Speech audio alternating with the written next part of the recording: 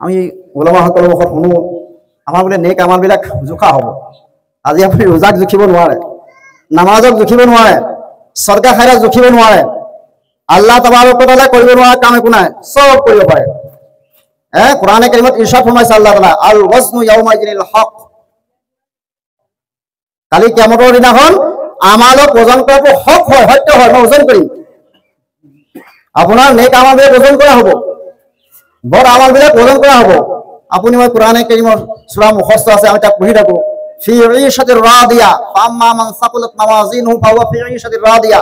যিসকল ব্যক্তি নেক আমাল ওজন বাঢ়িব, বেছি হ'ব, ফি ঈশাতিৰ ৰাদিয়া, চেইন থাকিব, সুকুন থাকিব, শান্তিত থাকিব। ওয়াম্মা মান খাফাত মাওয়াজিনুহু ফাহুৱা হাওয়া। যিসকল ব্যক্তি নেক আমালৰ পাল্লা কম হ'ব, এইসকলে হাওয়াত যাব। আল্লাহ নবী ঘুৰিছে আল্লাহ তাআলা, ওয়া মা আদরাকা মা হিয়া, এই মাহবুব জানানে হাওয়া কি হয়? হাওয়া কি হয়? পিছতে কৈছে নাৰুন হামিয়া। হাওয়া হৈছে উত্তপ্ত জ্বলি থকা কোনো জুই হয়, তাত যাব লাগিব। গতিকে আপোনাৰ মোৰ নেক আমালবিলাক আল্লাহ তাবাৰক wa তাআলা ওজন কৰিব, জুখিব। যাৰ নেক আমাল বেছি হ'ব সি জান্নাতলৈ যাব, আৰু যাৰ নেক আমাল কম হ'ব, বদ আমালৰ পাল্লা ভাৰী হ'ব, সি জাহান্নামলৈ যাব লাগিব।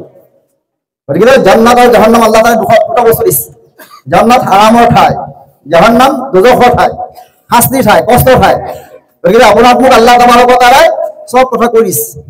ওয়া নাযাউল মাওয়াজিনাল কিসতা লিয়াউমিল কিয়ামা। দিন সময়ে তাৰাজু পাল্লা, মই ইনসাফত যিখন পাল্লা মই নামা আমাল জুখিবৰ কাৰণে যিখন ঠিক কৰিম, কৃষ্ট হ'ব, কৃষ্ট ইনসাফ হ'লে পাল্লা। আজি আপোনাৰ আছে নাই দলা পাল্লা এটা বিভাগ আছে, কেতিয়াবা মাৰ্কেটত আহে চৰকাৰী মানুহ, আহি পেলাই পাল্লাখন চাই, পাল্লাখনত যদি খেলি মেলি পায় গ্ৰেপ্তাৰ কৰি লৈ যায়। আল্লাহ তাআলা কৈছে মোৰ পাল্লা তেনেকুৱা হ'ব। মাওয়াজিনাল কিসতা লিয়াউমিল কিয়ামা। কিয়ামতৰ দিনাখন মই যিখন তাৰাজু ঠিক কৰিম, এইখন অতি ইনসাফৰ তাৰাজু, হক তাৰাজু হ'ব। এনেকুৱা ধৰণৰ মিসকাল যাৰৰাতিন খাইৰান ইয়াৰা ওয়া মান ইয়ামাল মিসকাল যাৰৰাতিন শাৰৰান ইয়াৰা। আপুনি মই সৰিয়হৰ দানাৰ পৰিমাণ যদি ভাল কৰিছো তাক আমি দেখা পাম, সৰিয়হৰ দানাৰ পৰিমাণ বেয়া কৰিছো তাকো দেখা পাম। আল্লাহ কৈছে ওয়াতাইনা বিহা। সৰিয়হৰ পৰিমাণ ভাল কৰিছো তাক মই আনিম, সৰিয়হৰ পৰিমাণ বেয়া কৰিছো তাকো মই আনিম হিচাপত। কাফা বিনা হাসিবিন। আৰু সকলো অলপ হিচাপ কৰাৰ ক্ষেত্ৰত মই অকলে যথেষ্ট, মই কোনো হেল্প নলওঁ। বাপৰে, আদম আলাইহিস সালামৰ পৰা আজিলৈকে বা দুনিয়া শেষ হোৱালৈকে কিমান মানুহ হ'ব? কৰোড়ৰ মানুহ, আৰবৰ মানুহ, চবৰ হিচাপ আল্লাহ তাআলাই অকলে ল'ব। কেনেকুৱা এজন হাকিম, কেনেকুৱা বাদশাহ। গতিকে আমি এটা সাধাৰণ মখলুক হয় আল্লাহ তাআলাৰ ওচৰত। যদি এটা সাধাৰণ মখলুক, সাধাৰণ এইকাৰণে কৈছে আল্লাহ তাআলাৰ মখলুক বহুত আছে, 18,000 মখলুক। আসমানখন মখলুক আল্লাহৰ। মখলুক হয় যাক সৃষ্টি কৰা হৈছে, যিজনে সৃষ্টি কৰিছে তেওঁ খালিক, আৰু যাক সৃষ্টি কৰা হৈছে তেওঁ মখলুক। আসমান মখলুক হয়, প্ৰকাণ্ড এখন আসমান। বাপৰে, কোনো আজিলৈকে ক'ব পৰা নাই তাৰ ইবতিদা ক'ত ইন্তেহা, ক'ত আৰম্ভ হৈছে, ক'ত শেষ হৈছে, কোনো ক'ব পৰা নাই। আল্লাহ কোৰআন কৈছে আল্লাযী খালাকা সাবআ সামাওয়াতিন তিবাকা। এখনৰ পিছত এখন 7খন আকাশ মই সৃষ্টি কৰিছো। তোমালোকে চোৱা, ফুতুৰ শব্দ ব্যৱহাৰ কৰিছে। আসমানলৈ চোৱা, তোমালোকে কিবা আইত দেখিছা? ক'ত ফুটা ওলাইছে, ক'ত ৰিপেয়াৰিঙৰ প্ৰয়োজন হৈছে, ক'ত ৰং পেইণ্টৰ প্ৰয়োজন হৈছে? এই মই সৃষ্টি কৰিছো, মই খালী এবাৰ নহয় দুবাৰ, বাৰ চোৱা, আই বুলিব নোৱাৰিবা। এই আসমান কেতিয়ালৈকে থাকিব? যেতিয়ালৈকে আল্লাহ তাআলাই কায়েম হৈ থাকিবৰ কাৰণে নিৰ্দেশ কৰিব, সেইদিনাখনে থাকিব। এদিন আসমান ফাটি যাব। আসমান ফটাৰ সম্বন্ধে, কিয়ামতৰ সম্বন্ধে ইয়াস সামাউন শাক্কাত, ইয়াস শামসু কুবিৰাত, ইয়াস সামাউন ফাতাৰাত, এই 3টা সূৰা পঢ়ক কিয়ামতৰ সম্বন্ধে। তার আল্লাহ তাআলা আসমানক কব, আল্লাহ তাআলা ইয়াস সামাউন ফাতারাত, जब आसमान फट जाएगा, যে আসমান ফাটি যাব, ফাটিবৰ কাৰণে নিৰ্দেশ কৰিব। আসমান ফাটি যাব, দুৱাৰ হৈ যাব, ইখনৰ পৰা ইখন দেখিব, ফিৰিস্তা নামি আহিব। যেনেকৈ চমৰা মেৰুৱা হয় এনেকৈ আসমানখনত মেৰিয়াই পেলোৱা হ'ব। চন্দ্ৰ সূৰ্যক আল্লাহ তাআলাই সাগৰত পেলাই দিব, নক্ষত্ৰবিলাক আল্লাহ তাআলাই সাগৰত পেলাই দিব, দ্বিতীয় আকাশ ফাটিব আৰু ফিৰিস্তা নামি আহিব। এনেকৈ আল্লাহ তাআলাই ফালি পঠিয়াব। ইয়াস সামাউন ফাতাৰাত ওয়া ইয়াল কাওয়াকিবুন তাসাৰাত ওয়া ইয়াল বিহাৰু ফুজ্জিৰাত। বিহাৰ, সাগৰ যে বাহাই দিয়া হ'ব। আজিকে সাগৰ এই নাম আজানপি দৰগাহত তাত মাতিছিলে, তাত গৈছিলোঁ, দেখিছোঁ মানে সেইফালে কাষত ব্ৰহ্মপুত্ৰ নহয়, ইপাৰৰ পৰা সিপাৰ দেখা পোৱা নাযায়, ইপাৰৰ পৰা সিপাৰ দেখা পোৱা নাযায়। ব্ৰহ্মপুত্ৰ সাগৰ নহয়, নদী। ব্ৰহ্মপুত্ৰ নদী হয়।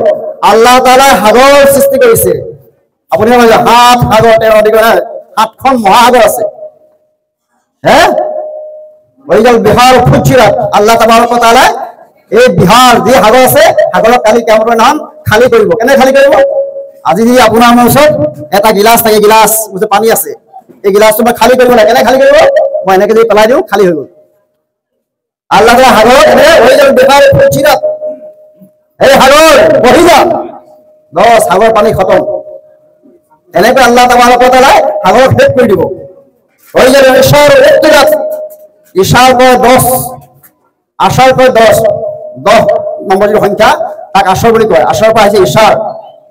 হ্যাঁ, ওই যে আল্লাহ তাআলা কইছে কিয়ামতৰ এনেকুৱা অৱস্থা হ'ব, দেহসতনাক এনেকুৱা ভয়ংকৰ হ'ব। ওই যে ইশাৰ উত্তৰা, আৰবৰ মানুহৰ কাৰণে অতি কিমতি মূল্যৱান বস্তু হৈছে গাভিনী উট। গৰ্ভৱতী উট আৰবৰ মানুহৰ কাৰণে সকলোতকৈ ডাঙৰ সম্পদ। সেই সময়ত, যি সময়ত গাড়ী নাছিলে, প্লেন নাছিলে, বাহন আছিলে, কেৱল মাত্ৰ সৱাৰী উট ঘোঁৰা গাধ। কৈছে আৰবৰ মানুহৰ কিয়ামতৰ এনেকুৱা পৰিস্থিতি হ'ব, আৰবৰ মানুহে 10 বছৰীয়া গৰ্ভৱতী উটনি যিজনীয়ে সন্তান দিব, পোৱালি দিব, আশাৰে বাট চাই আছে, এটা পোৱালি হ'ব, এখন বাহন আহিব মূৰত। আৰবৰ মানুহে এনেকুৱা দেহসতনাক, এনেকুৱা ভয়ংকৰ আৱাজ শুনিব, এনেকুৱা অতি উৎকৃষ্ট সম্পদ, উৎকৃষ্ট বস্তু পাহৰি যাব। সেই সময়ত কিয়ামতৰ আগে আগে উট নহ'ব পাৰে, কিন্তু ইয়াৰ পৰা এইটো বুজাইছে আৰবৰ মানুহে বা মানুহৰ মাজত যিমান ধুনীয়া উৎকৃষ্ট বস্তু নহওক, চব মানুহে পাহৰি যাব। আলিমাত নাফসুম মা কদ্দামাত ওয়া আখাৰাত। আপুনি মই আগত কি আহিলো, পিছত কি আহিলো, আগতে কি পঠিয়ালো, তাক আমি নিজে দেখা পাম। কিমান বেংক বেলেঞ্চ থাকি গ'ল, কিমান ধন সম্পদ থাকি গ'ল, কিমান টকা পইচা থাকি গ'ল, কিমান মাটি থাকি গ'ল, আপুনি মই দেখা পাম কিয়ামতৰ দিনাখন।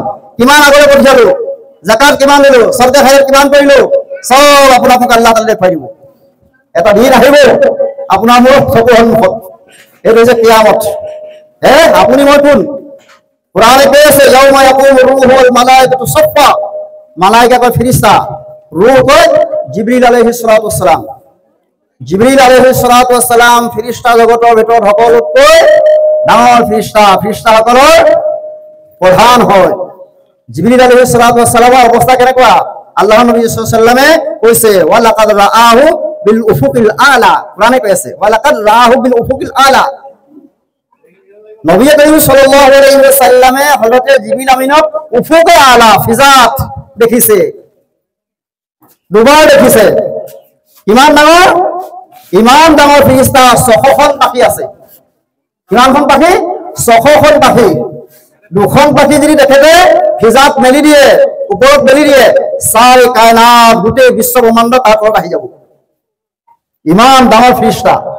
এই ফেৰেশতা কিয়ামতৰ কি দেখা হ'ব? আপুনি মই কোন? 4 ফুটীয়া 5 ফুটীয়া মানুহ। কোরআনে কৈছে ইহঁতৰ দেখা কি হ'ব? ইয়াউমা ইয়াকুমু ৰূহু ওয়াল মালাইকাতু সফা। ফেৰেশতাসকল আৰু স্বয়ং জিবৰিল, ৰূহ সব বানি থাকিব, কাটাৰ বানি থাকিব। কিয়ামতৰ ধ্বংসত লা ইয়াতাকাল্লামুনা ইল্লা মান আযিনাহু ৰাহমান ওয়া ক্বালা সাওয়া। কোনো কথা ক'ব নোৱাৰিব, যাক অনুমতি দিয়া হ'ব সি কথা ক'ব পাৰিব। কিমান কথা? ওয়া ক্বালা সাওয়া, সঠিক কথা। বাপৰে, সেই দিনটো আপুনি মই খাৰা হ'ব লাগিব।